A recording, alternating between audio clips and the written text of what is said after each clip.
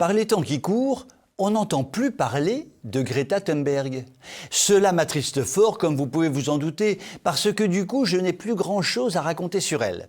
Alors, il faut que je me trouve une autre victime expiatoire pour pouvoir exercer mes griffes et les maintenir dans une forme olympique, tout en essayant de détendre un peu l'atmosphère. Eh bien justement, en parlant d'atmosphère, l'idée m'est venue de me pencher à nouveau sur le cas de Thomas Pesquet.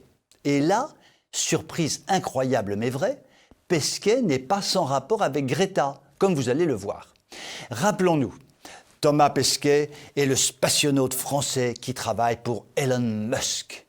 Eh bien, depuis qu'il est l'hôte de la Station spatiale internationale, Thomas Pesquet se prend pour le héros de la mondialisation heureuse, de l'écologie cool et du multiculturalisme cosmique. Il est vrai qu'à l'échelle du cosmos, les particularismes et les identités locales, ça paraît microscopique. L'Amérique, l'Afrique, l'Europe, vu du ciel, c'est tout pareil. Alors il se sent pousser des ailes et se met à pousser la chansonnette de la fraternité universelle avec des tweets et des posts Facebook assez affligeants, dans le genre CM2 qui s'émerveille du monde en classe verte.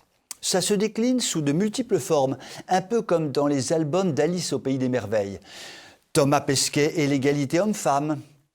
Thomas Pesquet et le réchauffement climatique. Thomas Pesquet et l'Europe. Ça donne ça, ouvrez les guillemets. Un objectif de développement durable de l'ONU qui me tient à cœur, c'est d'atteindre l'égalité des genres et l'autonomie pour toutes les femmes et les filles. Fermez les guillemets. C'est quoi le rapport avec la choucroute intersidérale? Dieu seul le sait, mais visiblement pour Thomas Pesquet, voilà l'urgence du moment quand il est en orbite dans l'espace. Ou encore, ouvrez les guillemets.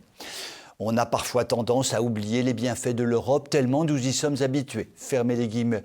Oui, tomate au ketchup, l'Europe c'est bien, l'Europe c'est gentil, surtout vu de la stratosphère, surtout vu de loin, de très très loin.